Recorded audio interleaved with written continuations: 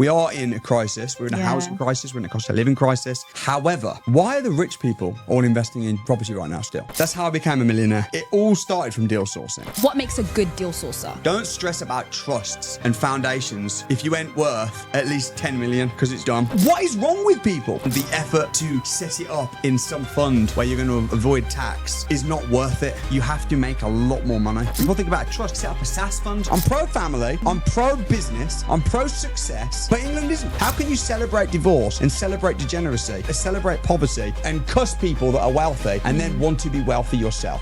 It will never happen. I gave my life to Jesus at age 17 and that was the bedrock of my entire life. If God asked you to give up your business today, would you do it? Being a resident of Dubai is the best thing I ever did. I will continue investing in Dubai. For me, in the UK, my strategy is... Welcome to the Building Wealth Without Borders podcast with me, Lamide Elizabeth, where I'll be bringing you guests from around the world to share their strategies on building wealth. And today we are in London with one of the most notable faces in the UK property scene, property developer and entrepreneur, Samuel Leeds. Welcome to the podcast. Thank you so much for having me. Great to be here. So I'll let you introduce yourself for those who may not know who you are.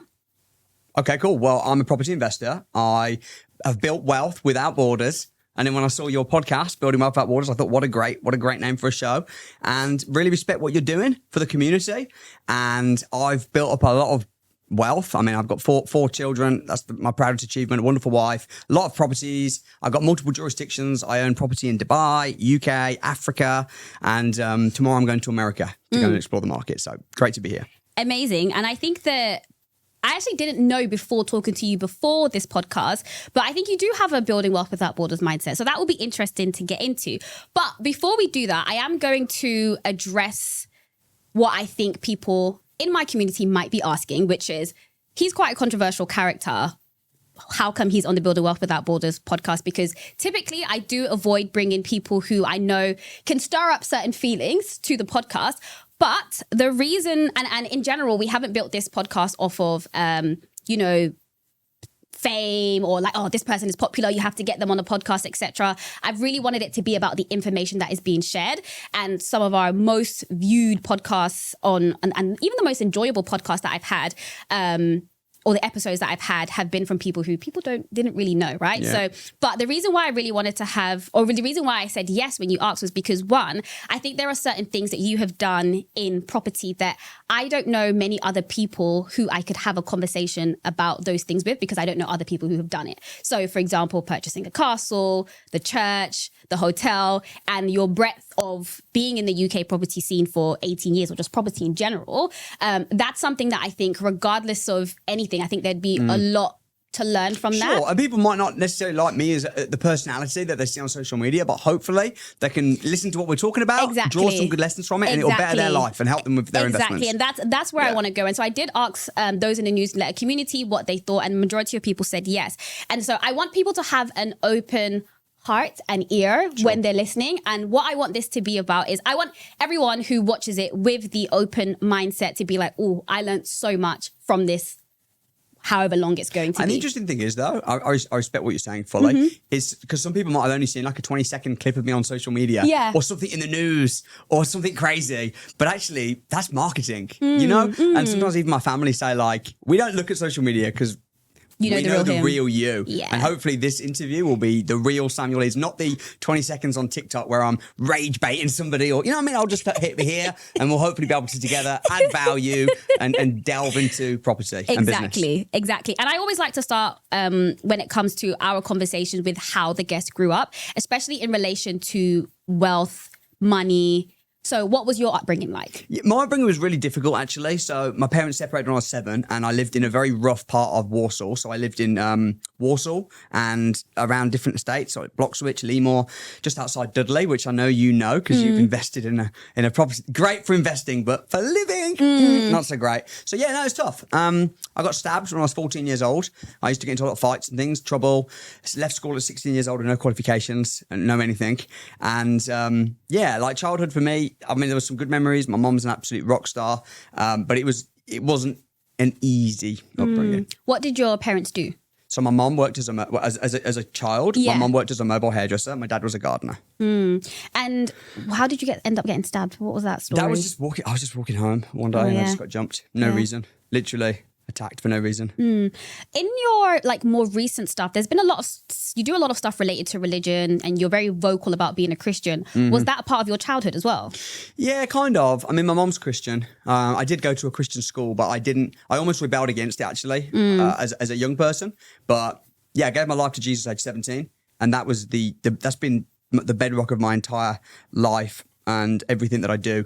I'm not a perfect Christian by any stretch of the imagination, but I love Jesus, and yeah, I wouldn't be the man I am today without him. Oh, I love that. And what did you want to be what was you like, I want to be this when I grow up? What was that thing for you? I didn't really have any aspirations. Yeah. I mean, I was actually working on a building site when I was 16 years old, and the builder that I was working for, I was getting paid like £20, £25 a day. And he was working on a HMO property in the Midlands in Birmingham, house of multiple occupancy. And he was explaining to me, almost in rage, you know how UK people don't like people making money? He was like saying, you know, the guy who bought this, the investor that owns it, he's getting us to do all the work, but do you know how much he's making? He's going to rent this room out, this room out, this room out, this room out. We're putting en suites in. And he got a little napkin out and started writing down how much he was going to make in rent and how much the property would be worth after the refurb. But I was just thinking, good for him. That's awesome. I need to do that. And I think that was like a real pivot moment for me where I'm like, wow. But I always knew, even at school, even though I was bad in school academically, I always knew that I was okay in business because I used to do a lot of different things when I was at school, paper rounds and everything. And I used to have a little Bradford and Bingley bank account.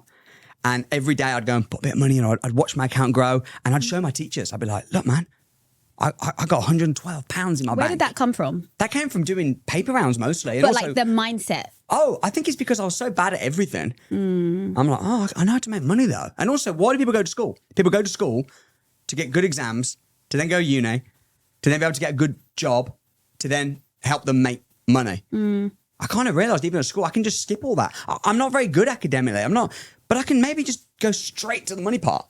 So yeah, even as a kid, I had a plastering business and I was always about making money. So I left school with about £2,700 in my account. That's good. From nothing. And for me, I was like, I was so proud of that. Yeah. And at 16, this is? Yes. Okay. And so the guy who was working on the construction site, was he the one that got you interested in property He was like a person. I mean, I worked for him for a very short while. He was just cutting this property investor. So I wouldn't like to give him too much credit. But like sometimes they're doing that, but in your mind, it's opening the door. So what sparked, because I know I've seen from other interviews that 17 was a pivotal age for you in terms of getting started. Yeah, but what led up to even thinking property was a thing? Well, I read Rich Dad, Poor Dad. Okay. I don't know if you read that book. Yes. Yeah, of course, classic. And I'm like, okay, he's talking about things that I don't really understand, but he made me want to get into property and assets. And so I just had that desire. And I went to a PIN meeting, Crown Plaza in Birmingham. And I was, I don't know, maybe 16 or just turned 17. I got a cheap suit. I didn't even have a suit. I got it from Asda. It cost me £34. And I went and I was so nervous. Now you see me and think I'm quite an outgoing person, but I was so shy. My mouth dried up and I stood behind a pillar. Just because there's like a pillar, thinking, I hope no one comes to talk to me. I hope no one comes to... And this guy came up to me, clocked me in the mirror, came over and he's like, oh, so what do you do then? I didn't know what to say. Like, what did he say? Oh, I'm doing nothing. I just left school. Like, you know what I mean? It was just really awkward and horrible. But that was when I first was introduced, when the speaker came on, starts talking about property and, you know what I mean? I'm just like, wow, sign me up. And I spent all my money going on property courses. So you're watching, you've read Rich Dad, Poor Dad, and then I'm guessing you've probably started researching property networks and blah, blah, blah. Yeah, exactly. Then you found PIN. Yeah. And then what gave you the confidence? Did you have to pay for a ticket or you just... I paid, what's it like? To go to that first meeting was £20, but I ended up spending, as a teenager, I spent over £10,000 in total on going on training programs and stuff as a teenager. Why would a teenager from a poor background think that it's normal to spend £10,000? I didn't even think it was normal, but I saw other people going to university and I thought, I don't want to do that. I want to skip to the money part. But interestingly, when I went on these courses, all my friends and family, you can imagine, you know, what they'd say. You're crazy. What are you doing? You're being scammed and all this negative mindset. But then interestingly, if I'd have gone to university to study business, then it would have been, Oh, congratulations. In fact, I'm at university now. I'm studying law. Yeah. And all anyone's ever said to me is, oh, wow, you're studying law. That's amazing. Congrats. You just said so that. why is it amazing? You said that to me. Why is it amazing? Yeah. Why is it so good? I'm not being funny, but university is a complete scam. Now, you might say, but you're at university. I'm at university. I'm paying for it myself. I can afford to. It's no problem. But people that go to school and then come out and then go to university and get into masses of debt and then they finish it and they think, I know, I'm at university studying law. I know that I have statistically an 11% chance of actually becoming a lawyer, even if I graduate. Those are the stats. That's terrible. 11%. Even if I graduate, and many people don't even graduate, they drop out because they can't, they fail so the statistics are so low, but people go to university, get into masses of debt, spend tens of thousands of pounds to do it, and then when they finish university, they can't even get a job. It's just absolute mind-bogglingly scammy. And everybody claps. Everybody thinks it's acceptable because it's part of the status quo, because it's just what everybody does. Yeah, I think that I'm a part of a group of people where I think that university was necessary. Sure. And I think that is for a very, I don't know if it's a small portion, but I think it's a smaller portion than the actual pool of people who go to university. You're not an example though. Like you went to university, right? How long did you spend at uni? 3 years. 3 years. And what did you study? Economic history. Okay, cool. So you studied economic history. Then you got a job. Do you think your university degree helped you get a job? 100%. Okay, cool. So you got the job. Great. But then what? Then you quit. Why?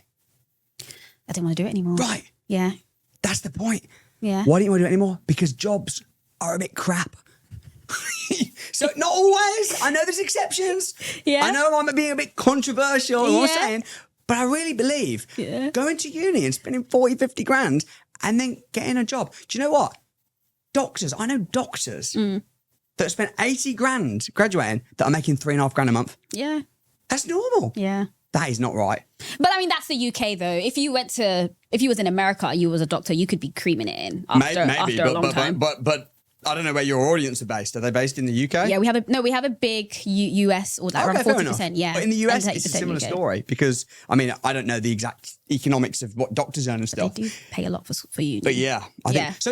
Anyway, to answer your question, no, I think I'm not very smart. There's lots of stuff I'm not very good at. But I saw that even as a kid. I'm just like, I don't want to go and I think it was also an element of the fact that I couldn't because I'm not academic, and I just thought I'll probably fail anyway. Yeah. Okay, cool. Now, before I go further, I want to pause here because this is actually the perfect moment to talk about something that connects directly to what we just covered. Building wealth through property or building wealth through business is not abstract, it is a system. And the people who make it work, the ones who scale beyond one deal or one revenue stream or one company, they all have one thing in common. They know their numbers. And that is where a lot of people in our community get tripped up. The idea is solid, the work ethic is there, but cash flow management and proper bookkeeping lets them down. And that is why this video is brought to you in partnership with Xero. Xero is a cloud-based accounting platform built for small businesses, and it genuinely takes the headache out of managing your finances. We're talking invoicing, bill payments, bank reconciliation, all in one place. And the cash flow piece is huge. Xero gives you a real-time view of your cash position, so you always know where your business stands. It also makes working with your accountant or bookkeeper seamless. They get access to the same live data that you have, so instead of emailing files back and forth, everyone is on the same page in real time. Xero doesn't replace your accountant. It just means the conversation you have with them are sharper because the numbers are always current. At the time of making this video, Xero is offering 90% off for the first 6 months. Terms and conditions will apply, but the link is in the description box. If you're building something and you want that thing to last and you want to do it right, check out the link in the description box and definitely check out Xero. How did you go about, so from what you were learning, how did you go about actually getting your first property? Yeah, my first property, I had to, it was basically this is way back in the day when you could buy a property below market value and get 100% mortgage. So it was 21A Marybelle Road, mortgage, well. Birmingham, B32DA. I still own the house today. And I agreed to buy it for £100,000 because on this course that went on, the whole thing was just find a house, 25% below market value. And then you can use the discount as the deposit. Makes sense? And I'm like, okay, cool. So I managed to find a house after trying for months. How do you find a house that's 25? Or how did you, I'm sure it's changed now. How do you find a house that's 25% below market value? Firstly, you have to call up about a house that's been on the market it's still the same today, and say, hey, I can see your house is on the market for 125 grand, he speaks to the agent. I've only got 100.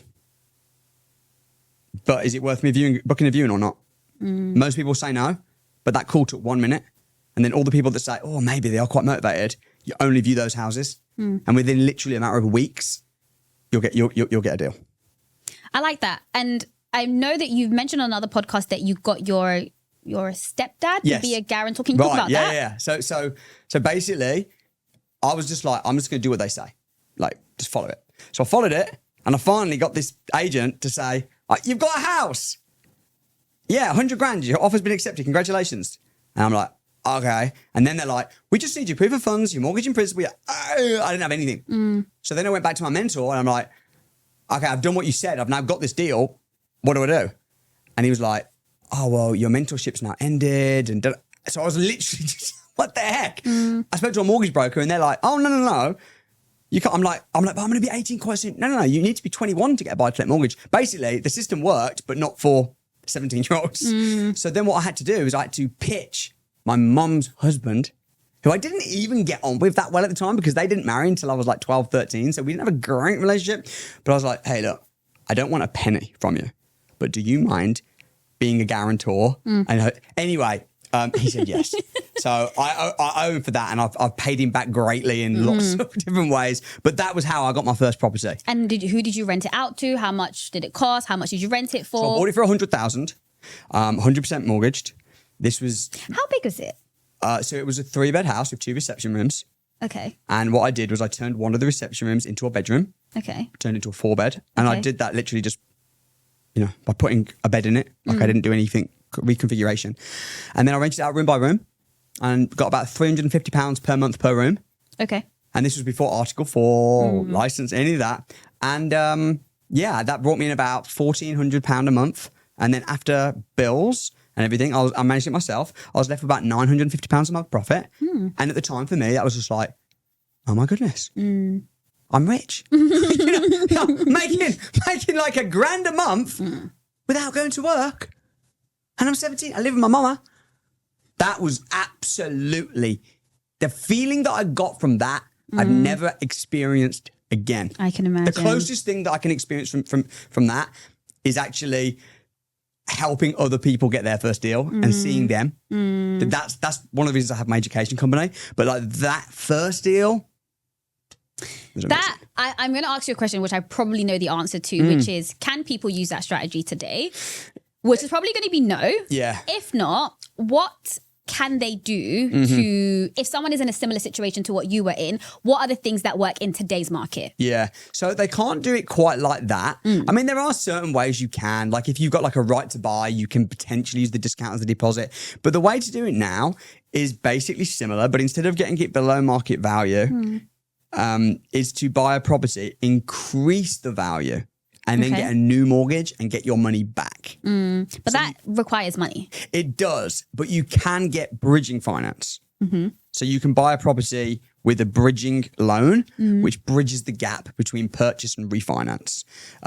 Also, if the deal's good, you can get private investor finance, and then you can pay them back once you've increased the value. So one of the things that I also do now, I also have a business called Samuel Leeds Finance, where we loan money out to people that have got these deals, which is something, I mean, I've personally loaned out over £15 million of my own money to help people get that first deal.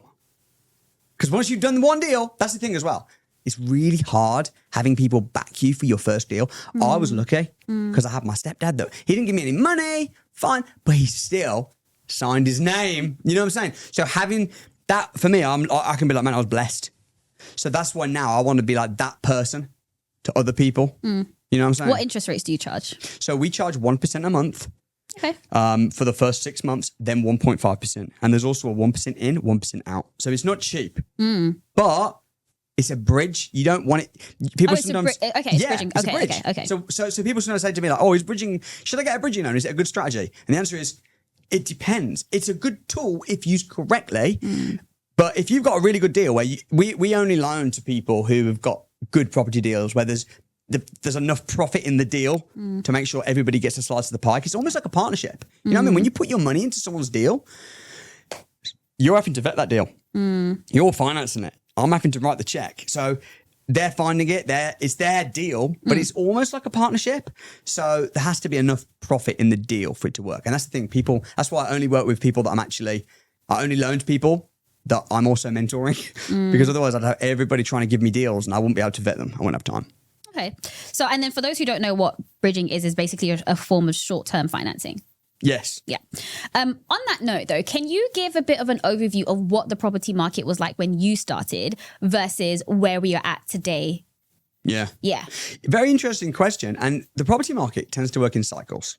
So you have a recession and everyone's panicking and everything's bad. And at that time, everyone's saying it's a really bad time to buy property and properties are dipping.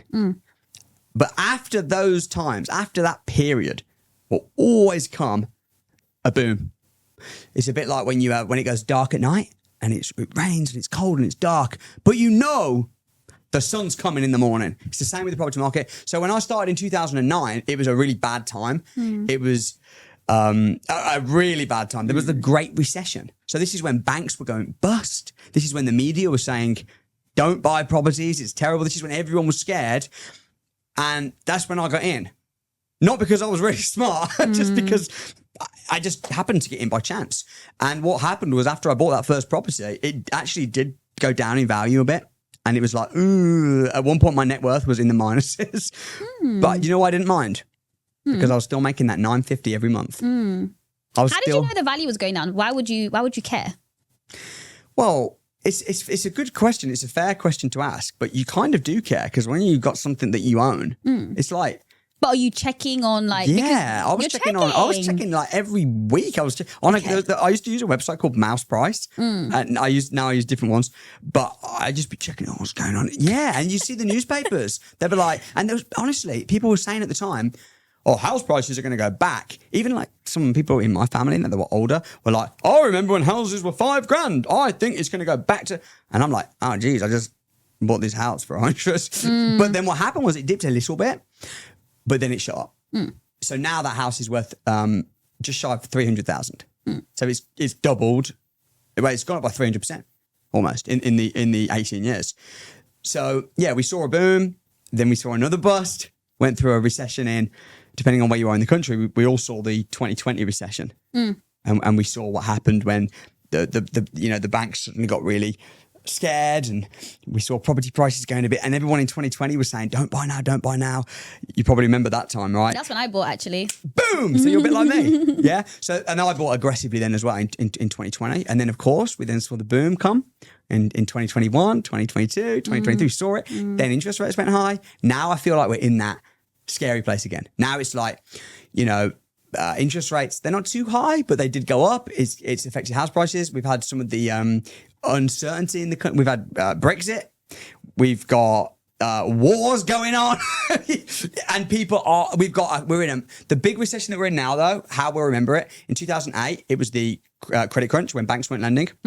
In 2020, it was the lockdown recession. It was a manufactured recession. Now, I think the recession, how we'll remember this when we look back, is the time when cost of living got so out of control, where jobs and employees, and I mean, I worked in a food bank many years ago as a volunteer, and the people that used to come to the food bank were like homeless people and people that were destitute and drug addicts. Now, I mean, again, I also I've got a soup kitchen and stuff that I fund, and people come and they're employees, they're nurses. You know what I mean? And it's like, what is going on? And I think we're seeing that big divide now between the rich and poor. So we are in a crisis. We're in a housing crisis. We're in a cost of living crisis. And I think that it's from an opportunistic perspective from an investor, it's great because inflation and cost of living crisis is brilliant if you're rich. Like I've got a lot of houses. So when inflation happens and when rents go through the roof, it's selfishly, that's great. Yeah. But then as an employee that's saving up to buy your first house and it's just in the system, people are going to get wrecked. From an investor's perspective, like there's a lot of changes that have happened in the UK property market, just in general in terms of like legislation. So let's say, for example, the renters' right is coming on the 1st of May. Well, they're phasing it in, aren't they? Right. So that would make a lot of people say UK property market, dead, don't do it. Landlords are losing rights. It's the deals aren't stacking up anymore. What would you say about that? Yeah. And comparing that to when you started. Yeah. I mean, for us, it's a really good question. I would say I completely agree with, I can understand why people think that, and I can understand why people are put off with the legislation, with the massive fines. I don't know if you've seen the fines that they're doing. I mean, just for if you just in an admin error with your tenant now, you can be fined $7,000, and the fines go up to $40,000 as a landlord now in the UK, and it's scary. So that's something everybody should be aware of.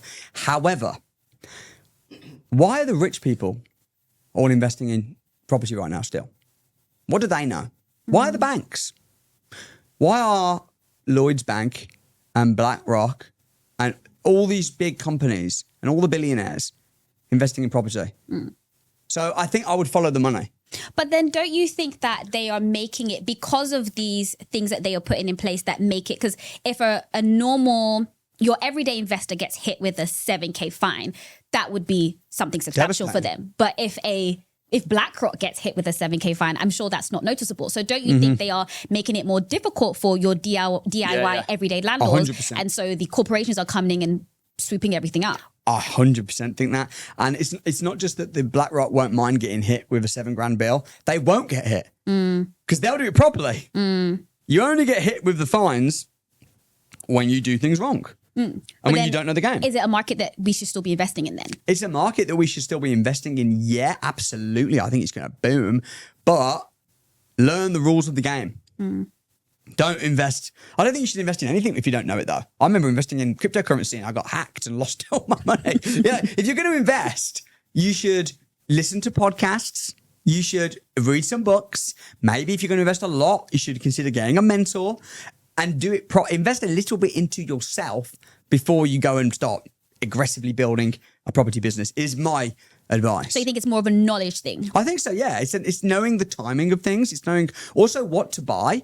Like if you just buy a normal buy-to-let house, if you bought a property right now in Croydon, you're probably going to be talking $600,000 for the same house, and the rent would not be 6 times as much. The rent might, instead of being 900, the rent might be $2,000. So suddenly you've got a very, very, very low yield. Your margins are extremely tight. If you get hit with a $7,000 bill now, that's your whole profit gone for the year. Not just profit gone for the year, but also if the tenant doesn't pay rent, if you have a boiler break. So just buying property and renting it out when you don't know how to maximize the rent, when you don't know how to push the value up, it can be just a very expensive hobby and not actually passive income at all. So you definitely have to be more strategic. But one of the things I hear a lot of more seasoned, or one of our guests who was a very seasoned investor, what she struggled with UK property, she was saying that the exit seems to be an issue, that she is not finding a good way to exit where you're still not getting slammed with taxes. And that's why she's no longer wanting to build up the UK portfolio. Yeah. I mean, for me in the UK, my strategy is generally I buy properties, I increase the value of them, and then I refinance them. So I'll buy a property. I bought many properties actually in the last few months, and not just in the UK, but in the UK, because taxes are so high in the UK, which they are. Even though I'm a resident of Dubai, you could literally not spend an hour in the UK. You could be a resident of Dubai, be born and bred in Dubai, you could be a citizen of Dubai. But if you buy UK property, HMRC are going to come for you. So there's no way around it. The only way around it, which is what I have found, is to buy a property, increase the value. Like your property, you buy it for 120, you then wait for it to go up in value, or you push the value to 160. That's $40,000 profit. But it's not profit, because unless you sell, you don't pay tax. So that $40,000 that you've made in profit is unreleased gain. So there's no capital gains tax because it's not profit yet. So what I do is I then get a new mortgage, because you could get a mortgage now probably of 75% of 160, which would be about 120, which means whatever money you put in, you get back out. I just did a Oh, refinancing. right. Yeah. Right. So I know you know what you're doing. You've been doing this a while. But then when you get that money back, you buy another property with it. So what I'm doing is I'm snowballing my portfolio in the UK, but I'm using that strategy, and that's how I'm not paying taxes. Makes sense.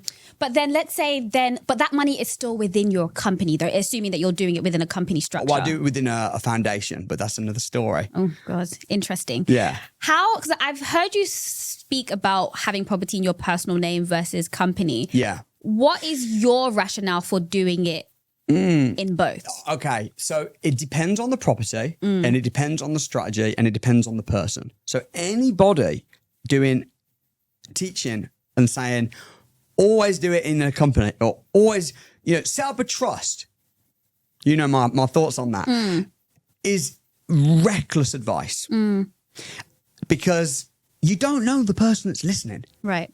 So what you actually need to do is you need to say, okay, firstly, is this my first property? If this is my first property that I'm buying and I'm a first-time buyer, it probably makes a lot of sense to buy it personally because you're going to get stamp duty relief because you're a first-time buyer. But if you do it in a company, you're not. You're not going to get that relief. And stamp duty is now, there's a surcharge of 5%, which means even if you buy a cheap property for 200 grand, your stamp duty is going to be at least 10 grand, but there's a sliding scale. So your stamp duty is huge. Whereas if you buy in your personal name, you could be completely exempt from that. Completely. So that alone is a good reason to buy in your personal name. Secondly, if you buy a property and you're buying it to flip it, let's say, or it's your first property that you're doing, if you buy it and pay no stamp duty and then it goes up in value and it's your residence and then you sell it and make 40 grand, 50 grand, your tax will be zero because it was your residence. Whereas if you did it through a company because you watched a video of someone saying, oh, I was buying a company, now you're going to have to pay corporation tax. So it's very dangerous. And listen, I might be guilty. I'm sure, because I put a lot of videos out in short form content, but I will say here now, don't watch short form, yes, but listen to long form and please get financial advice. Don't buy a property and go, oh, I'm just going to set up a company and without any financial or professional advice. Get an accountant and get an accountant who actually invests in property and say to them, this is my situation. What makes sense? It might be I'm using a foundation right now, which is like a form of a trust, or it's like a modern trust. That makes sense for me to do that, not for tax reasons, for two main reasons. One is for protection reasons, because I don't want to own so much that I'll become exposed. And the second reason is for anonymity reasons. Yeah. Because I don't want people to be able to go on company's house. I was going to ask you that. I was like, is that a reason? Because I think privacy in the UK is something you don't really get. In Dubai, it's different. So my properties in Dubai, well, you could find them because you see me doing videos outside them, but you can't find it. Whereas in the UK, things are quite, if it's in your personal name, it's not. If it's in a company, it's very difficult if you haven't got a mortgage on it. But if you've got mortgage on the property and it's in a company, then you can get journalists going up and interviewing your tenants like I have to deal with, which as it happens, I'm a good landlord and my tenants are happy. But I mean, how do tenants generally feel about paying rent? Not that happy. Yeah. So if you get a journalist going, how do you feel about the rent price? They could easily, you know what I mean? So for me, it makes sense. But this is not something that I would just advise people just go and watch one TikTok video and set up a foundation or a trust. Yeah, I think you're right. And I think it definitely, there's so many things that play into it, like even just your salary tax band, like there are so many different reasons as to why you should choose one or the other. And I actually know someone, he did that strategy of moving into a house, refurbishing it, whatever, and then selling it, taking that money, buying a bigger house, refurbishing that one, selling that for even more profit. Yeah. And he did that up until like, I think he started with like a couple 100,000 to like 4 million was the last one. And then he sold it to like a footballer. And wow. Like, and he paid no tax? No. Wow. Yeah. And now this is another thing as well, and I'm going to be vulnerable now. And I'm going to share a life lesson of me talking on social media. So that exact strategy, I did a post explaining that and saying to people, hey, listen, guys, you know, if you buy a house and it's your home residence and then you sell it, you're exempt from tax. So a potential strategy is, and I said exactly that: buy a house, do it up, sell it, buy a big house. And of course, because Samuel Leeds said it, and I'm controversial, I then had HMRC writing to me. I had Saying what? I was in the newspapers about it, saying that my advice is not true, saying that actually, if you do that as a strategy, you're not exempt from the tax. But there's no way for them to realistically prove that. There is. How? You're kind of right. You're half right. But that's the thing. There's so many nuances and grey areas when you come to tax, right? Which is why I say get professional advice. But if you, number one, if you do it and then talk about it on a podcast, they can come for you. Yeah. So I have to be a bit more careful now. That's what I've learned. I didn't used to be. I used to just say, hey, this is what I'm doing. Now I'm like, okay, I have to be a bit careful. The second thing is, if you're doing it a lot, like let's say you do that every year and you've been doing it for the last 5 years, then they would say, no, you're actually doing that to make money. You didn't buy a house and it went up in value and you did a bit of a refurb, and then you went, actually, we want to move. You are clearly, there's a pattern here. Yeah. They can then say, no, you need to pay capital gains tax. They can. So my post, you could argue, relax. It was just a post. Like, come on, watch the long form content. You could argue, but you could also argue, no, it's misleading. Because someone could see that post that I posted and could say, oh, I'm going to do that as my whole business strategy. I'm not going to get a mentor. I'm not going to get any professional advice. Samuel Leeds made a post. I'm just going to do that by the letter. And then you could end up getting HMRC knock-in and saying, you need to pay it back. So You take the post down? I didn't take it down, but only because I didn't want to give more ammo to the press by then going, he's now, they would have probably done another story. Samuel Leeds now deletes his post. So I didn't. But what I did do was I addressed it in a long form podcast right now. Okay.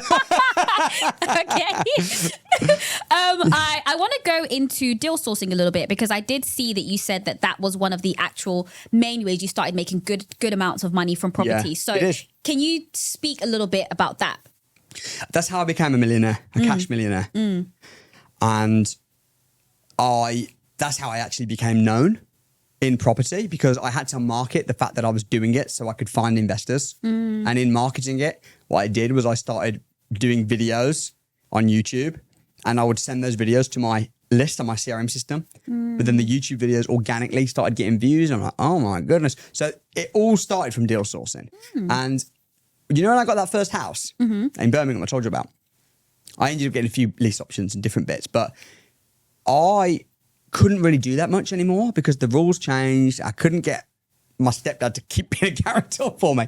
So I'm like, man, I know how to do it. I've spent all this money on training to find these deals, but I can't actually put them in my name because I'm a teenager. So what can I do? So I monetized it and found deals for other people. And then rather than asking them to be a guarantor, I said, you can just keep the deal, but just give me £1,000. And they'd go, all right. Yeah, a lot of other guests on the podcast have spoken about that as a way to start if you don't have enough to actually go and buy your own property, but you're still trying to learn, etc. What would you, if someone was watching this thinking, oh, maybe that's where I want to start, what makes a good deal sourcer?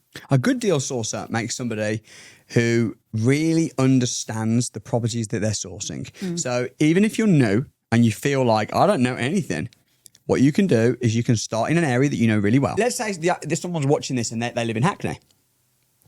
That's maybe where you start. Next, speak to agents in Hackney. 2 days ago, I was in London. I walked into an estate agent and I just said, where was I now? I was in Westminster. And I walked into an estate agent and I just said to them, I'm looking for flats that I can buy 1-bed flats, turn it into 2-bed flats and add value. You got anything? And they went, oh, we don't, but what are you looking for? And I spent an hour with them, and they have become my personal shopper now. They're like, they said, are you speaking to other agents in the area? I was like, yeah, a few. They said, only speak to us. If you need us to view properties on your behalf, right, that's what they said. So here's my point. Here's where I'm going with this. If you are brand new, but you're in an area you know really well, you've got links to estate agents, you can be hands and feet on the ground, you can find a good management company, then actually you can become really valuable to an investor that might be looking to invest in that area. And, you know, you just need to get comfortable. Don't be trying to sell deals if they're going to ask you questions and you just don't know the answer because you're completely rubbish. But at the same time, don't underestimate your skill because you could actually, within literally a matter of a few days, speak to agents, get a little power team together, be viewing properties. And also, it's just a numbers game, isn't it? Like, let's say you do the trick I said earlier. Hey, I can see the property on for sale in Hackney. It's on for 300 grand. I've only got 270. Is it worth me booking a viewing or not? And I'm only viewing those properties and I've got a nice little team. Why would an investor not pay a few thousand for you to find a deal, negotiate it? It's a very, very good strategy. But you just need to do it properly because there are people that are very good at sales, very good at marketing themselves, but their knowledge is paper thin and they sell bad deals, they get a bad rep, they end up messing it all up. So do it, but do it again. Do it properly, get trained, or at least even if it's not trained, I'm not talking about trained going on an actual course, or you could get trained by listening to loads of podcasts, speaking to agents, having advisors. But yeah, I would say just to start with that, start by knowing how to find good deals. And a good deal is anything that makes money. Anything that makes money? Well, it could. You can make money 3 ways when you buy property. Number one, when you buy. If I buy a property and it's worth 300 grand, but I buy it for 250, I just increase my net worth by 50 grand. So that would be good. 20% below market value is good. Number two is you make money from the rent. So if the property gives a good yield, i.e. how much am I putting in, what am I getting back? Because if I put my money in the bank, I'm only going to get 1%, 2%. If I put money into this property, how much return am I going to get? If you can find something that gives a 10, 15 or 20% return, that's really good. And then number three is capital gains. So again, if you can find a way to increase the value of the property, like I did in one of my properties in London, which was I bought a 1-bed flat, turned it into a 2-bed flat, and you can add value. Every time you spend £1 on the property, on the refurb or the renovations, you're adding £3 worth of value. That's a good way. So yeah, anything that makes money. I'm not talking about, it made, a 1% return on investment. But if you can increase the value by 25%, if you can get a below market value offer of 20%, if you get a return on investment of 15, 20%, these figures are very, very strong and investors will want to buy. Yeah. I want to finance. Yeah. I use sources as well, but like I'm expecting you to know a good lot of stuff. Like I want to be able to ask you questions and I want to know like, okay, what the current tenants in there, how much are they paying per room? Yeah. Why like I don't mind paying for sourcing. And so I'm saying this because people might think, who would buy? People are out there who would pay money for sourcing. They are. There are many, many people who don't have time, right? I currently have a sourcing business that does around about £100,000 a month in revenue. And believe me, we have more investors at the moment wanting to buy than we've ever had. Yeah. There are seriously a lot of investors. You can make money from it, but you just need to know your stuff. Like know your stuff. So I agree with that. The flip side of that is what? You do. I've bought deals from people that have been clueless. And that, normally here's how it works. I'll be training them on my academy. They'll bring me a deal and they'll go, what do you think of this deal? And they go, I'm looking to buy it. And I'm like, that deal looks really good. And they're like, the only thing is I don't really have the money and And I'm like, I'll buy this one off you if you want. Like, how much do you want? And I've bought deals from people that are literally like 2 days in that don't really know what they're talking about, but they've just found a good opportunity. But maybe that's more luck. All right, I want to quickly jump into commercial before we shift to talking about more global stuff. Because one of the things that I know for sure is that as people get wealthier, they tend to move from residential to commercial. So I'm going to start with the obvious question. Why do they do that? I think there's a lot of benefits to commercial property. So for tax reasons, it can be advantageous. Also, you generally with commercial properties, you're going to have tenant on a very long lease. So it's called FRI, which stands for fully repairing and insured lease, which means that the tenant is responsible for the insurance or repairs. So if you're wealthy and you've got a lot of properties, then you don't necessarily want hundreds of little residential houses. You can do bigger deals. So I think that's the reason. And also with commercial property, there's a lot of things you can do from a tax perspective, like capital allowances. So there's properties that you can buy and many parts of the fixtures and fittings when you're doing the refurb and even the purchase itself. Like when we bought some of our hotels, we've been able to get a lot of allowances for things that we wouldn't have been able to get if it was a normal residential house. So I think there's many reasons. Also, you can buy through a SaaS fund, which is fantastic, which is one of the things that we do ourselves. So there are advantages to commercial property, but most of my properties are still residential. So let's talk about, I don't know is it the castle you said was a bad investment? Yes. Why? Tell us about why you bought a castle, what castle, why, and why is it not a good investment? Why wasn't it a good investment? Well, it was a bad investment in many ways, mainly that I have lost around £3 million, maybe more actually, maybe about 3.5 million. Okay. Which is, Why did you buy this castle in the first place? I bought it because I bought it based on feelings rather than formulas. What feeling was that? Oh, I want to own a castle. Pretty much. Okay. Yeah, no, I bought it because I thought it would be a fantastic renovation project. And I also thought, wow, it was on auction for 500 grand. And I was like, that's a lot of property for $500,000. It's got 8 acres of land. It's in a nice area. And I thought, wow, that'd be amazing. So I bought it and it's been an absolute disaster, to be honest. Why? What happened? Oh, everything that's happened. It had a lot of Japanese knotweed. It had, I mean, here's the funny thing though. Japanese knotweed sounds like a big deal. Like I fixed that real fast. It had structural issues. I fixed that real fast. It had all bats. You can't do anything because there's bats unless you sort the bats out. Okay, how do I sort the bats out? You need a special bat license man. Okay, cool. And then what does the bat license man say? Oh, he says that you can't do anything until June when they come out. Okay, we'll wait till June then. Delay. June comes. Okay, what do? We need to rehouse the bats. Okay, how do we do that? You need to build them a house, and we need to. Okay, right. So we built them a bat house. Where we put them all the bats because you can't kill them because they're protected. They have more rights than tenants. So they can't just fly away. They can, but how do It's their house. It's their house. They have rights. It's like what is if a tenant just leaves? You can't just come and change the locks. It's theirs. It's a bat. It's a bat, but bats have rights, my friend. Okay. A lot of rights. In my house. So do badgers, so do many things. Yeah, in your house. Okay. And the house is not even my house completely because although I bought it cash and own it outright, it's a listed building, which means that it's got historical value, which means that now every time I want to change anything, I want to change a window, I want to change a door, I have to get permission from English Heritage. So it was a nightmare. I wouldn't wish the experience. That would have bankrupted most people because I lost 3.5 million. Gone. What was you planning to do with it? Turn it into flats? Yep. Was you turn it into flats? Turn it into flats and houses. Yeah. So that was a nightmare. But I guess the flip side is I learned a lot. Yeah. It would have been cheaper to attend a course about castles or something. Yeah. But no, you can either learn from your mistakes or you learn from your education. What are you doing with it now? I'm selling it. I just sold it actually. Okay. Sold it about 2 hours ago. What'd you sell it for? You don't want to know.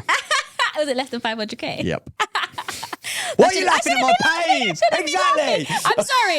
No, it is funny. It is funny, and I can laugh about it. But the flip side to that is, when I bought it, Ooh, what?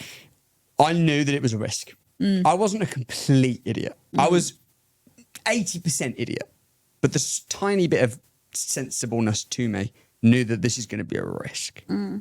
So I put it in one of my trading companies, namely Samuel Leeds Limited. And Samuel Leeds Limited, we have our academy. We also have our deal sourcing. All of our deal sourcing, which does 100 grand a month, is Samuel Leeds Limited. Samuel Leeds Limited makes a lot of money. My tax bill this year is 3.5 million. Tax? Yes. That's how much tax I have to pay. Okay. However, because I knew that it was a risk buying that castle, I put it in my trading company, which everyone advised against because traditionally you should never mix assets and trading income together in one company because it means you're exposed. But I knew no one's going to sue me because I don't really get people suing me. I sue people, but they don't really sue me very often. It's very, very rare. So what that means is that the loss that I made on the castle was a tax write-off? Means I can offset. Yeah, correct. It means I can offset to my tax bill, which means actually my 3.5 million tax bill disappears. Fair play. That's which it wouldn't good have. mitigation. It wouldn't have. If I'd have just bought that in my asset holding company, or if I'd have just bought that in, that would have been literally 3.5 million pounds gone. But because of the way I did it, it's kind of cost me nothing. Because I would have had to give that to the HMRC anyway. So At least that's what I have to tell myself to sleep better at night. But that is true. What I told you is true. Okay, cool. I wanted to also talk about the church. So recently you went viral on Twitter for saying that you wanted to protect some of the churches in the UK that were being shut down. Mm-hmm. Talk to me about that. What even made you, how did you know the churches were being shut down? Because I regularly get people bring me churches and they say, oh, do you want to buy this church? It's got planning permission. It can be turned into flats. And I've always said no. I had somebody a few weeks ago bring me a church and it had planning permission and the profit on it would have been about £400,000. And even though the figures just totally made sense, I, as a Christian, just didn't feel comfortable buying a church and converting it into flats. So I said no. And I spoke to a couple of people about it, actually, one of my mentors, and he was like, but if you don't buy it, someone else will. I'm like, but that's how all wickedness starts. If you say, oh, if you don't do it, someone else will, that's like saying, oh, I'm just going to steal from the shops because they budget for it anyway. If I don't steal, someone's going to steal. Like, it's just, no. That's not being a person of integrity. So for me, I've never done it. It's always grated me. And I've even had people in my academy that have done it. And I can't tell them not to. They've got to do what they've got to do. They've got to make money. They're just following my teachings. But I don't like it.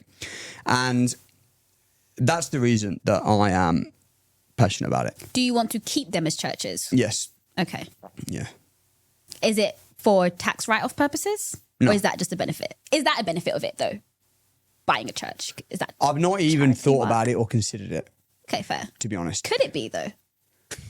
I'm just wondering. I wonder. Well, yeah, obviously, yeah, it would be, wouldn't it? Because I mean, I've got like I offered on that church a week or so back, 225, and that was in Warsaw where I'm from. And then they were messing around and they've got loads of developers, so I upped it to 250, and then it made the newspapers. But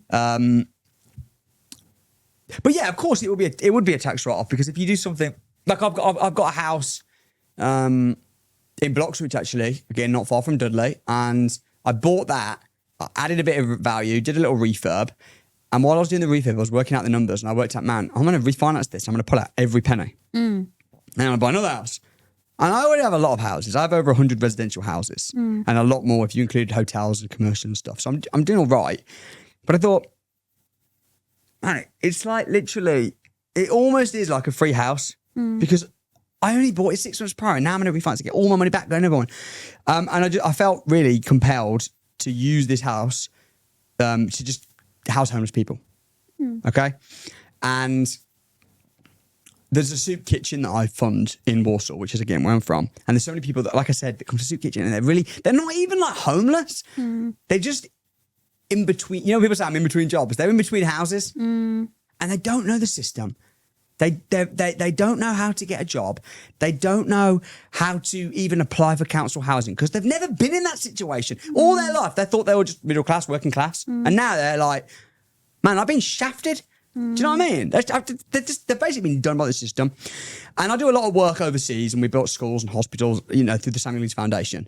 But I just felt like I needed to do something. And a lot of my houses, we have homeless people in there, but it's done, but we still get paid.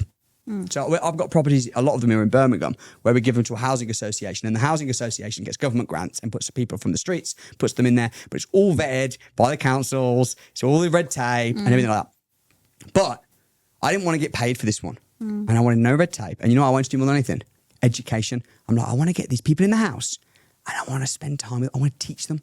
I want to teach them how to get on the ladder, how to get out the slump, how to actually apply for a council house. I want to teach them. So I've created a course and it's called Rebuild Your Life, like the boomerang course, Rebuild Your Life. And this house, I teamed up with a church called Bethel Lighthouse and I've commissioned them to vet the people from the soup kitchen. They also have volunteers that run the soup kitchen that I fund. And that's basically what this house is for. And that I was going to Warsaw to view that house, to sign it off. But when I was like a few minutes away from the house, I saw the church. And I'm like, another rundown church. I got out of my car and I wanted to have a look at the building. And there was a sign that said, men's soup kitchen. There's this, women's. And I'm like, wow, so good for me. But it's boarded up for sale. And I thought, wouldn't that be an incredible place? I know many churches in Warsaw that need a building. Wouldn't it be a great place to be able to have homeless people in the week have church in the evening, let them do their thing. So that's why I put an offer on the church with the view, I'm going to just rent it to the church for free and run it for a good cause. So that's basically the story with that stuff. I like that. One of the things that you said before we started recording was you went to biblical economic school? I went to Bible college. Bible college, okay, for 3 years because you asked yourself the question, if God asked me to give up my business, would I do it? Correct. If God asked you to give up your business today, would you do it? 100%. You'd give it up? Yeah. All of it? 100%. Sell it all? I would give it all away. I would live in a caravan and be happy. Yeah? Yeah. And I did already. I already did. I mean, we come into the world with nothing and we leave with nothing. And everything that we have in between, we're stewards. And, we talk about freehold, leasehold. Everything on this earth is leasehold. Because it doesn't belong to us. We don't know what could happen. I was in Dubai a couple of weeks ago and I was walking the beach and I said to Amanda, wow, what a dream life we live. We're literally living in a mansion on the beach and it's so lovely and so peaceful and it's safe and people don't even really know who I am. I can just walk around freely and it is so perfect. And then that same day, there was missiles and we left. And it's like, you just don't know what can happen. You don't know. Anything can change like that. You don't know. Your health can be taken. My children are gifts from God and they are on loan to me. And as soon as you get too clingy and I know people that are very wealthy and they're very miserable and they live in continual fear because you cannot have, as much as I've got foundations and trusts and overseas jurisdictions, absolutely. I'm a good steward and I want to provide for my family and I want to protect what God has given me. Absolutely. But ultimately, as soon as you get obsessed with things and materials and then you lose your soul. And how do you, because I know you've spoken about this before, how do you then speak to Christians or other religious people who may hear what you say and say, see, this is why I don't want to build wealth or I don't want to go out there and build businesses because at the end of the day, it's not mine. Or at the end of the day, I don't know, that doesn't mean I'm being a good Christian. What would you say to those people? It doesn't mean you're being a good Christian. I know a lot of wealthy people that are horrible people. But interestingly, the churches, I don't know, are you Christian? Yeah. Okay. So, and you're Nigerian. Okay, interesting. So you probably have been to churches where their mentality is, if you've got money, God's blessing you. And they'll clap it. That's not where I'm from. I went to an ex-brethren church as a kid. A what church? Ex-brethren church. I don't know what that means. That's a different to Pentecostal. Okay. Yeah? They believe if you got money, you must have trampled over poor people. And the poorer you are, the more that it glistens like a badge of honor. It's like, oh, I have no money, but I just have faith. And it's almost celebrated. Poverty is celebrated because they're just trusting in God. And then rich, right? So with churches, there tends to be two types of ways of thinking. There's either, if you got money, it's because God's blessing you and and it's prosperity. It's a prosperity gospel. Yeah. Or it's a poverty gospel. So for me, as a young person trying to make it in business, it was tough because people would, when I started having a bit of success in property, I mean, I actually got booed out of my church. I got kicked out. And it was heartbreaking. And there was other churches that would have celebrated me in and had me, but I needed to go on a journey myself. And that was when I felt almost the question, would I give it all up? Am I a bad person because I'm making money and I'm owning houses? And that's why I went on my 3-year sabbatical to study business and the Bible and money. And I had to learn to read and write in ancient Hebrew and Greek. And it was crazy as someone that's not academic, but I loved the subject. And I kind of came to the conclusion that actually being wealthy and having money doesn't mean anything in terms of there's no correlation between how blessed you are and how kind you are and how humble you are and how much money you have. I know people that are very wealthy and they're the most generous givers and they're super kind. But I also know people that are really generous and givers and they've got nothing. The truth is money won't change you. It will just reveal who you actually are. So if someone said to me, what's the point in being wealthy and making money? I would say, number one, because it gives you choices to be more of what you want, to do more of what you care about. If you're a giving person, you can give more if you've got money. So it amplifies everything that you're about. If you've got no money, you're powerless. You're impotent in a world where we need Christians, and not just Christians, but we need people that got big hearts. We need people that are about unifying people. We need people that are prepared to speak truth, that have got money. I'm a big believer in that. So I like that. Okay, let's talk about Dubai. Why did you move to Dubai? And were you ever a Dubai hater? It's funny you say that. I was never a Dubai hater. Okay. Because I'm not really a hater, just generally. Okay. But I went to Dubai many times and I never even considered that I would move out. But then one day I just thought, you know what? I want to move to a better country because England is rainy and cold and the taxes are high and the government are corrupt. And I just don't want this to be where all my businesses, all my property, my wife is Zimbabwean. So she's got a passport in Zimbabwe. And I've been told by very influential people in Zimbabwe that anyway, I got no problem there. I can go there. I got no problem there. I can get a passport if I want to get a passport. It's calm. And I love Zimbabwe. And I thought I need multiple jurisdictions. I need to see myself as no longer a British citizen. I am a British citizen and I always will be. God willing. But today changes. Today I'm not going to go super spiritual now and say a citizen of heaven. No. Although that might be true in the world and not of it. But I'm a global citizen for all business intents and purposes. I'm a global citizen and I will go where I'm treated best. Nomad capitalist. Do you watch him? Oh, yeah. Oh, yeah. You see it coming out. See, I still learn. I still got mentors. Oh, yeah. 100%. Nomad capitalist. Shout out my boy. Right. So I'll go where I'm treated best.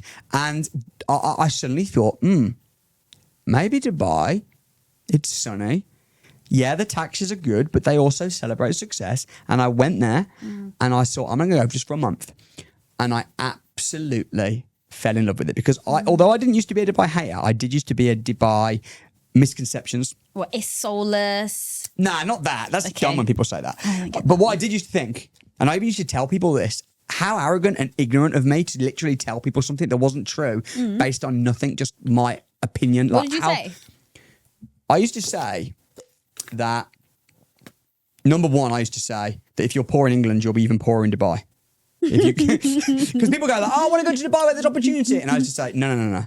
If you go to Dubai, you're going to be wrecked. I kind of think that's true though. I think it's got some truth in it, but how negative and what a hateful thing to say. And it's not even true. I know people in Dubai that have gone with nothing and are now millionaires. So it's like, so true. I know people like that as well. Mindset is not helpful. Very true, actually. That's very true. But the biggest thing though, which is factually just incorrect, I used to say about Dubai, is I used to say, Dubai's really nice. But that's because we're in the tourist areas, yeah? Of course it's nice in the Palm Jumeirah. Of course it's nice at the Atlantis Royal Hotel. But if you drive out 10 minutes, 15 minutes, that's when, you know what I mean? Whereas England is what it is. You know? But actually, that's such nonsense because now, as someone who's a resident of Dubai, you can't really go anywhere in Dubai that's not amazing. Honestly, I mean, you could drive 10 minutes this way, 10 minutes that way. You can go to the market. I mean, obviously, yeah, there's better and worse areas. But as a city, it is so clean and wonderful. And the buildings. And I've driven hours and hours. I've driven all around different cities within the UAE and different places. And it's just incredible. And honestly, being a resident of Dubai is the best thing I ever did. It is absolutely fabulous. And it's so funny when people say, oh, you paid by the government because you're always talking good about Dubai. No. I'm talking good about Dubai because Dubai's great. I'm speaking good about the UAE authorities because for the first time, I actually respect the government. And people from the UK, they're so used to being in the UK where the government are terrible. When they hear someone talking good about the government, they think, oh, you must just be saying it because you're scared or you're being paid. No, they really care about their people. In Dubai, you know what year it is in Dubai this year? You know the theme of the year? No, what's it? Oh, okay, because you've not got kids yet, right? So it's family year. So the government of Dubai have said, this year's family year. All about families. And you'll see it. I got kids, so I see it. But it's like you go and you see they're making a real effort with families at the moment. And then you're in the UK, and we have what? Oh, this month is gay month. Okay. I thought you were going to say like steal your phone month or something. No. It's like, okay, so that, I mean, listen, gay month, okay. I love gay people. Gay Pride month, okay. So we've got a month for gay pride. Okay, fine. All right, fine. But in Dubai, Dubai is about building families. Dubai is about supporting, celebrating businesses. England is not. England has become degenerate and it has become anti-family. I've heard people say that a lot. What does that mean when you guys say anti-family? Okay, so a family unit. Man, woman, have children, stay together. In England now, you say, I'm marrying, I'm a man and I'm marrying a man. Congratulations, that's wonderful. Wow, couldn't be over the top celebratory of, okay, fine. Now listen, I'm not saying I'm anti. I've got loads of people that work with my company that are gay. That's great. No problem at all. And what you do in your private life is what you do in your private life. Fantastic. I'm a liberal person. I'm very liberal. No problem. But you say in England, I'm getting divorced. Congratulations! What the fuck is wrong with you? What is wrong? Congratulations for having a family breakdown. Congratulations that I got kids that are now going to have to grow up with two families in a dysfunctional family. Congratulations. Are you messed up in the head? Why are we celebrating things that are degenerate and wrong and anti-family in England? And people will even be upset at me saying this. Oh, that's so offensive. That's controversial. Sorry, I'm pro-family. I'm pro-family. I'm pro having a peaceful life. I'm pro-business. I'm pro-success. But England isn't. In Dubai, we have garages with glass doors, with Ferraris and G-Wagons and Bentleys on show for people to see and admire. That's why we have the glass garage doors. In the UK, if you had the same glass garage door, within a week, it will be smashed. Because people would be like, oh, what the hell, man? You showing off. Smash that. Bring that down. Tall poppy syndrome. Cut the head off the successful person. You say I'm controversial. Am I? I mean, we can let the viewers decide. Maybe I am. I don't think I'm controversial. I think I'm just pro-success, pro-family, pro having a prosperity, pro-charity. I don't know what's controversial. I think that the normal-minded Brit is so far. 3 days ago, I decided to go to the streets of London and find a stranger. You're talking about deal selling. Find a deal, find an investor, sell the deal, make some money. I thought, I'm so good at that now. I'm so good.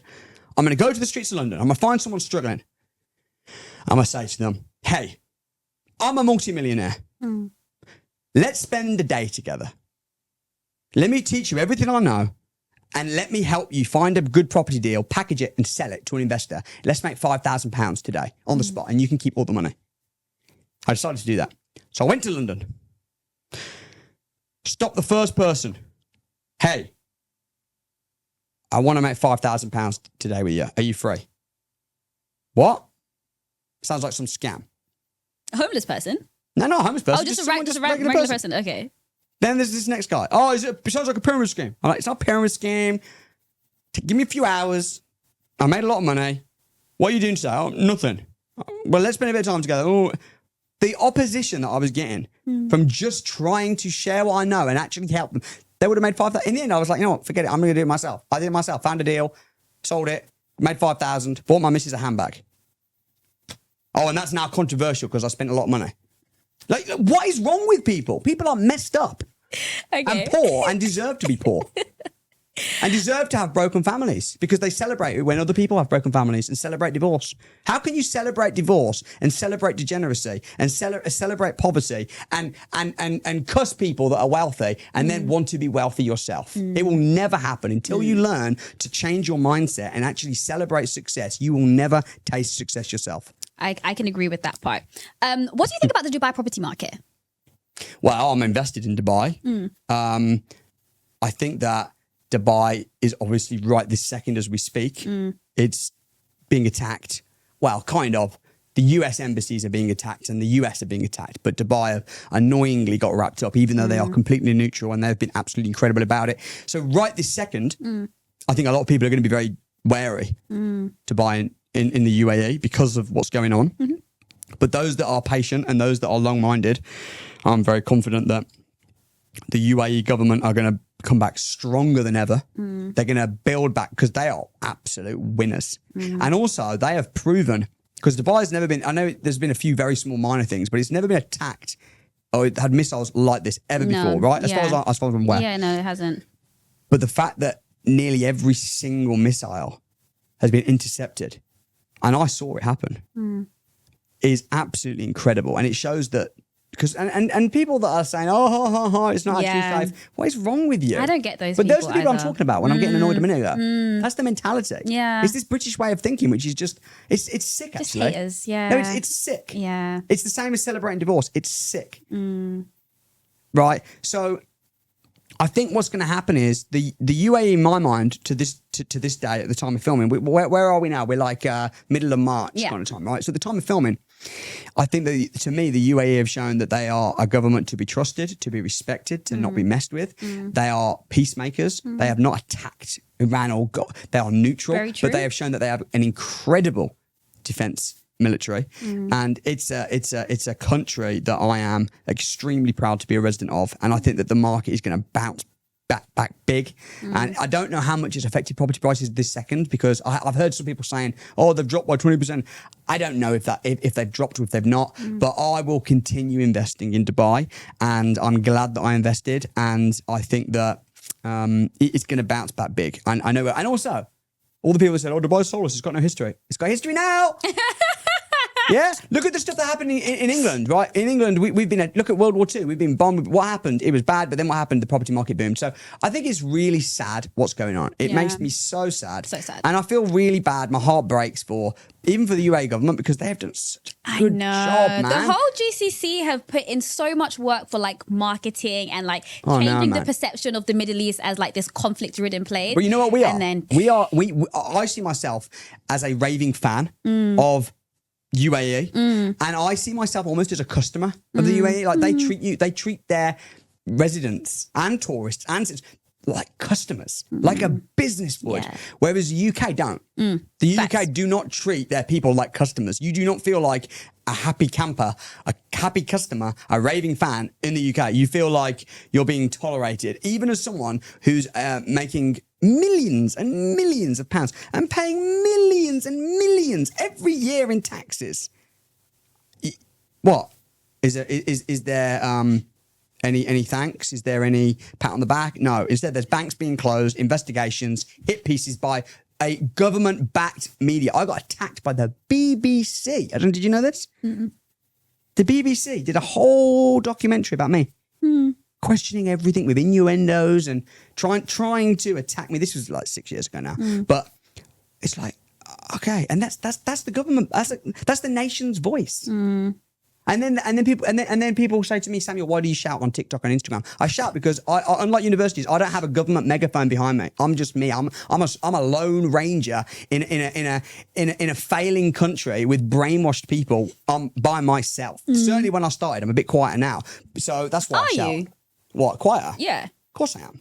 Earlier, I was giving the most balanced, nuanced answers about tax and speak to professionals. Before you would have went. "Grr." Before I would have been more black and white. Before I would have been more. I had to be loud to get people's attention. Now I have people's attention. Do you know one thing you used to do that? I used to be like, yo, this guy is crazy. You used to upload on YouTube like every day. Do you still do that? I do 2-3 times a week now, but I upload on social media every day. Yeah.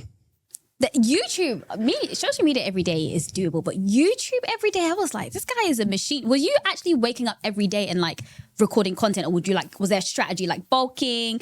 How were you doing that? It's a great question. What I was doing is I wouldn't be putting stuff up like this every day. I wouldn't sit down and film a video. But what I would do instead was I was having conversations every day, right? You have conversations every day. I had a videographer that would just literally follow me around and film me. So while I was just doing my everyday business, it was content. And that was a lot. If you actually watch back those videos, a lot of it was just watching me having everyday conversations. And then also another thing that I'd do is every time I would get a call from one of my students or mentees, and they would say to me, "Oh, I got a question about property," and they'd ask me, how do I work out the GDV on this property, the end value on the property? And I would answer them. But then what I would do is I would answer them, and then I'd think, that was such a good answer. And then I would film. Hey guys, let me tell you how to work out the off the cuff. So I would do a lot of my videos as well, just on my phone. So yeah, that's kind of how I grew my thing. So kind of just pretty organic. I love it. This has been a funny conversation. I think really useful stuff that you've shared. You're very, very passionate about the things you care about, aren't you? Yeah. I love it. I love it. I love it. I find it funny. I know people in the world are going to be like, why are you laughing? It's just funny to me when people are like this. It just makes me laugh. In the last year, we grew by over 100,000 subscribers because so many of you chose to support the channel by just clicking subscribe. This year, we want to grow even more. So if you are a regular watcher of this channel, please do subscribe and check out the Building Wealth Without Borders store for resources to help you build real wealth. Okay, so we're going to be moving on to the Wealth Woe segment. And this is basically where one of the listeners sends in a dilemma. But this one I actually got from the comment section of one of the reels that went viral, which was about trust funds. Okay, so I'm going to read it to you and you let me know what you think. So this person says, I'm in an age gap relationship. My husband said if anything happened to him since he is much older, I can't remarry because he won't be having another man take his wealth from me. It's definitely in a trust. I thought he was over the top, but I get it now. He's an investor and comes from a wealthy family. He told me I wouldn't need to get married again because I already experienced the best love. So that's if he died, she wouldn't need to get married again, he said. What do you think about that? I think that the guy is selfish and a control freak. Oh. And as an investor myself, like I've obviously had to think about these things. So I've got different funds and different things and whatever. But the way a man should think about his woman is if I die, I just want her to be super happy. And if she's you want her to be single forever when you die. I mean, that sounds messed up to me. So if I died tomorrow, yeah, my wife is 33 years old, I'm 34, I would want her to find love again. And it's not all about money. When he says, you don't need money because I got all this money. Having a spouse is not just about money. There's more to it than that. Being a protector of your household as a man is not just about money. It's also about love. It's about protection. It's about being there. So, nah, I'm not with it. Nah. So let's say, for example, your wife, God forbid, maybe not Samuel, let's say Samuelina passes away. Your wife takes all of your wealth. Yeah. And then she finds Jake. Yeah. And then she splits or they get married and then your wealth is split with Jake. Yeah. Are you happy with that? It's not even a question that went into my head when I set up my stuff because, yeah, of course. What you want your wife who's 37 years old now to have lots of money, but I'm just not on board with it, with the thinking. What if in the event that then your wife and Jake break up and then Jake has the ability to take that wealth that you built from your wife for one reason or another? Maybe he was more savvy, maybe I don't know. Or even if he just takes half of what you have built, would you be happy with that? I would like to think that certainly my wife has got the wisdom to marry well and to not to have the eyes to see the people that will come in for the money. And you just got to trust your wife. Trying to be a control freak about everything like that.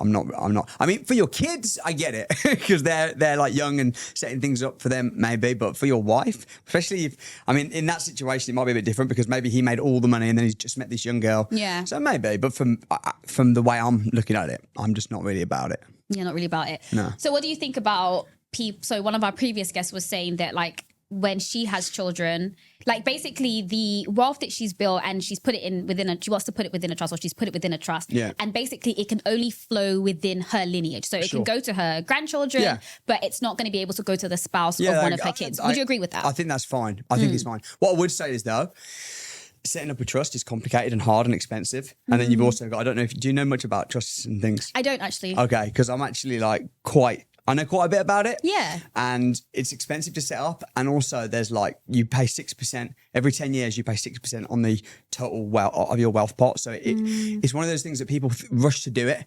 Oh, I'm going to set up a trust because it's going to be tax efficient. But actually, unless you've got very serious wealth, I'd probably say leave it. A lot of people as well do things like, they try and save on inheritance tax and start gifting their kids they'll gift their kid their house. Yeah. I think it's one of the most dumb things you can do. Why?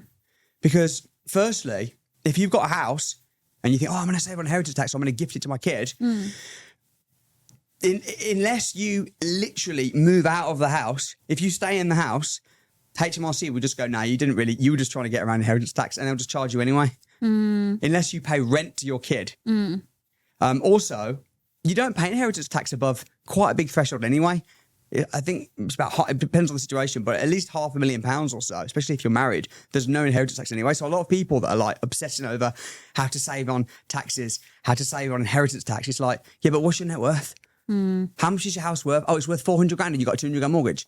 That's 200 grand. You're not paying any tax anyway. Relax. People get it's like a hoarding mentality when you need to be in an abundant mentality rather than being so obsessed with, I don't want to pay any money. I'll gift it to my kids and that way I'll get around it. And also if you die within 7 years, you're going to have to pay it anyway. So I just think people need to get out of that poverty mindset and think more about, actually, I'm just gonna create a lot of money. I can worry about that stuff when I got 8 figures in the bank. But I think it's more like even if it's like if they've got 400k, for example, or even 200k, for some people, the effort it would have cost them to get to that 200k. Yes. It's like, I don't want any of this not going towards the first thing you need to do is understand that 300, 400 grand is nothing. It is absolute peanuts. If it's taken you 20 years to build it, you need to think differently and do something differently. And the effort to set it up in some fund where you're going to avoid tax is not worth it. You have to make a lot more money. What would you say is a threshold to start thinking about having a trust? I would say to start thinking about moving the UK and having things offshore, because that's what I've had to think about a lot recently. Leaving the UK. Getting a residency somewhere else for tax reasons. I think you need to be making £1 million profit a year before even thinking about it. Because I know people that go, I'm moving to Dubai because for tax reasons. And I say, how much are you making though? What's your profit right now? I've got a business that makes 300 grand. So why don't you just do things that you can do which are HMRC approved? Like for instance, people think about a trust, set up a SaaS fund. What's a SaaS fund? A SaaS fund, a small self-administered scheme. Anyone can set one up, even if you're 18. A SaaS fund. Now that's smart. That way, what you can do is you can put all of your profits. Now, there's a max threshold. That's why I say when you get above £1 million, suddenly there's only so much you can do. But you can put money into your SaaS fund completely tax-free, tax deductible, and then you can invest in commercial property, and all the profits that you make stays in the SaaS fund, and it's completely tax-free. What's the catch with that? The catch with it is you can't take it out and spend it until you're 55. So it's a tax-free. It's a pension. Yeah, interesting. I never heard of that before. It's a self-funded pension. Is it open to everyone? It's open to everybody. Yeah, if you're 18, you can have it. Now that's smart. But a trust is complicated. Foundation might be better. I also have a foundation, so it's a bit like this is in Dubai. I have this set up. It's a bit like a trust, but it will cost you maybe 10, 15 grand to set up as opposed to, well, I don't want to tell you how much I've spent on some of the stuff. It's just mad. As you know, I'm studying this in law school right now as well. But I think a SaaS is probably the best way to go. If you're paying a bit too much tax and you want to invest in property and you want to do it in such a way whereby you're not getting penalised and you want to store money away for your kids, SaaS fund. And if you die, your SaaS fund will go to your wife or your kids tax-free. Okay. Depending on the age. I think the age is if you die before you're 75, it's completely tax-free. Never heard of that. Yeah, check it out. Super, super interesting. Yeah. Definitely be checking that out.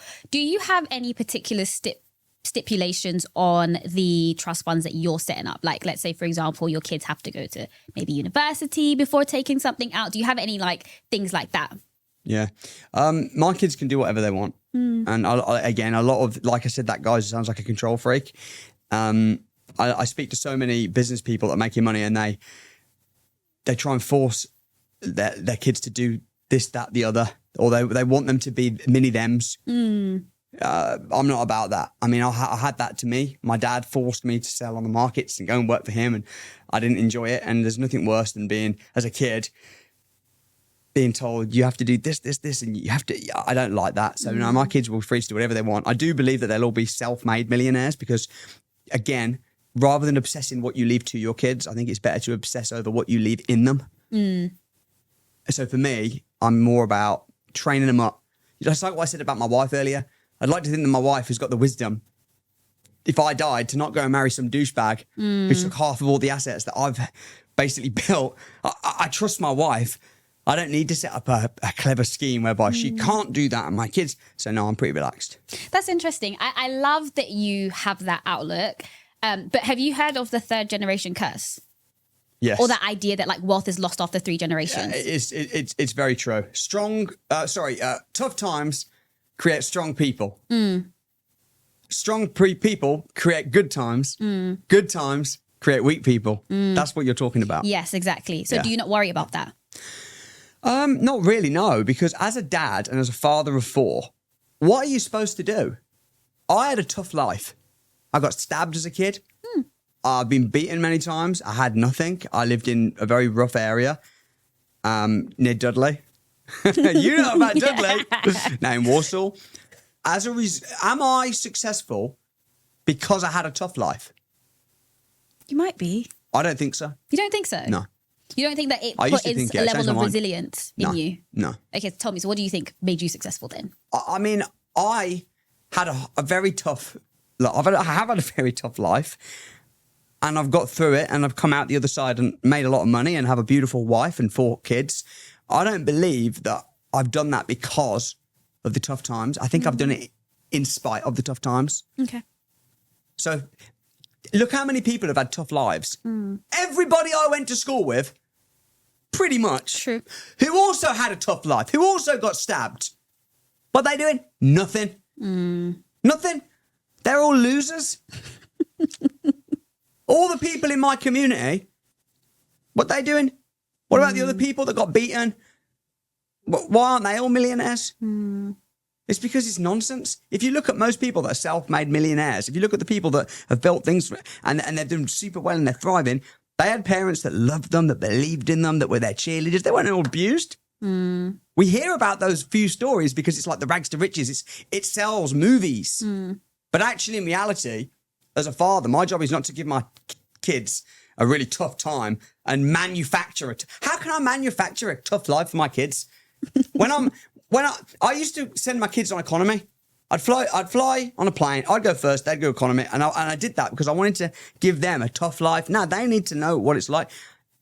When I flew private last week, I'm like, how can I get my kids on economy? I'm flying private.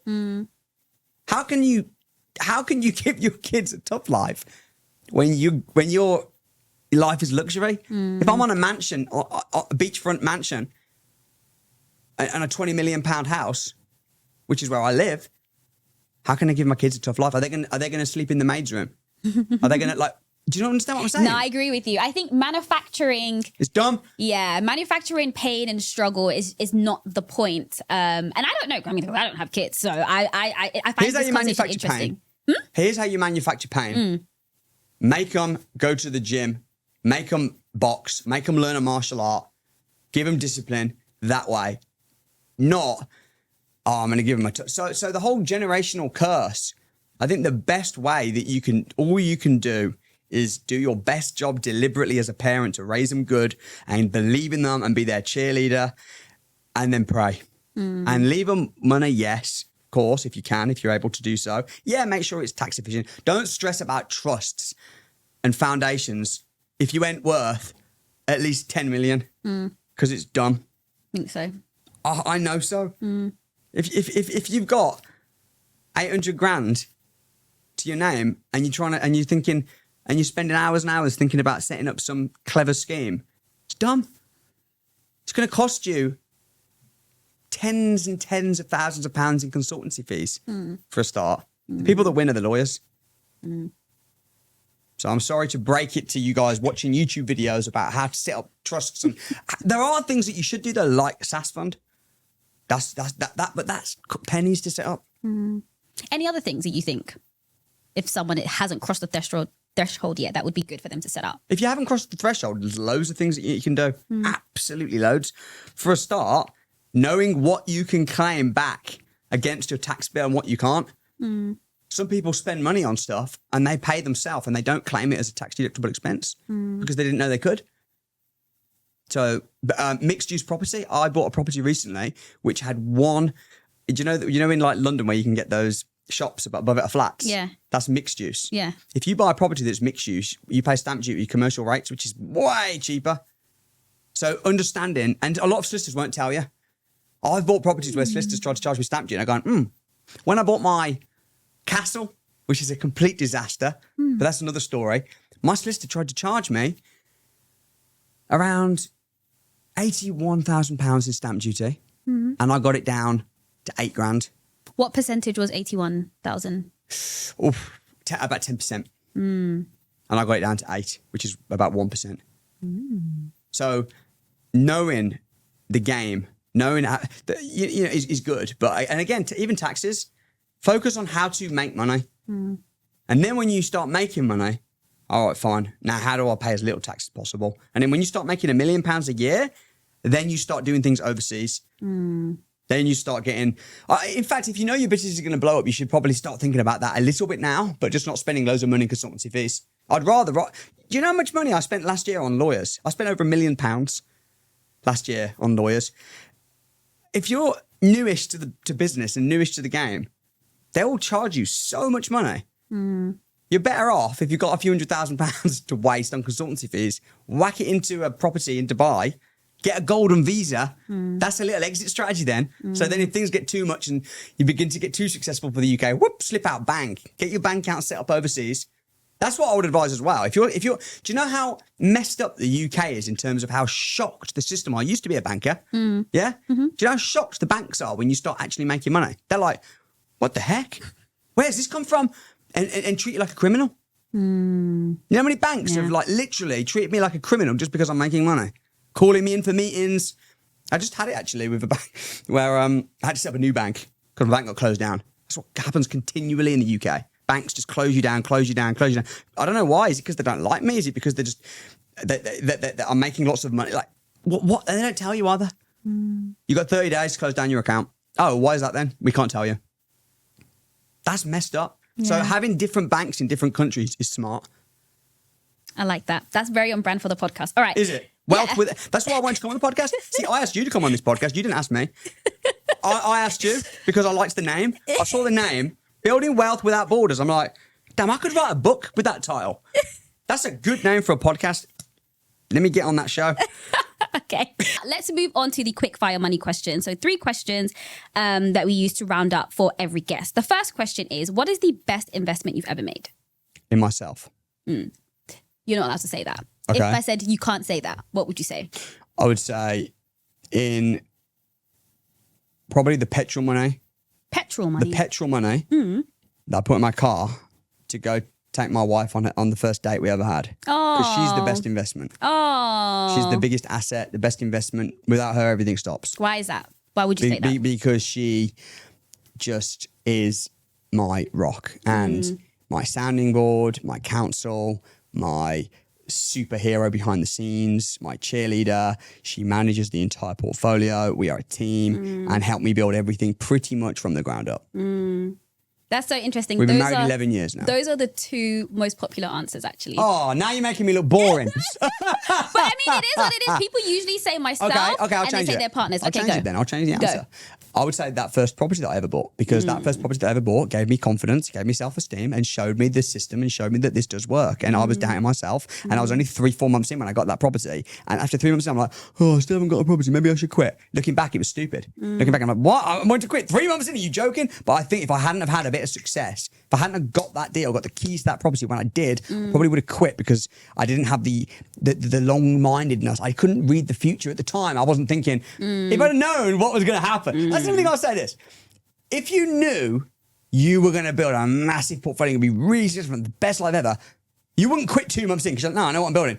If I said to you, I've got a check for £10 million, it's located in Mexico, here's the address, go get it. You take that journey because you know what's on the other side. And I think you have to live your life like that, knowing I'm going to succeed because I'm following the process and it's going to happen. Might take a long time, but it's going to happen. But that first property gave me that confidence that this is happening. So that was my best investment. I love that. Second question is, what is the biggest money mistake you've ever made? The biggest money make I've ever made, believe it or not, is not buying the castle that lost me 3.5 million. It's the deals that I didn't buy. That looking back, I'm like, I should have bought that. Give an example. Okay. When I took on my Cambridge hotel, which is one of the best money makers ever, there was actually 2 hotels that came my way. And one was Willingham House, Cambridgeshire, which is one of my hotels now. And then there was another one. But I thought, I don't want to take on 2 at the same time because maybe it's a bit much. But that was dumb because there were purchase option agreements. I could have walked away anyway. So I took on the one. That one now makes me a lot of money. And now I think, oh man, I should have got the other one too. So the deals that I didn't do because I was just a bit cowardice, now I think actually my biggest mistakes, which is why the castle, even though I've lost a lot of money, it's a tax write-off, it's fine. I'm not kicking myself because you got to look at everything. Like without any risk, there's no reward. And everyone wants, let me tell you something interesting.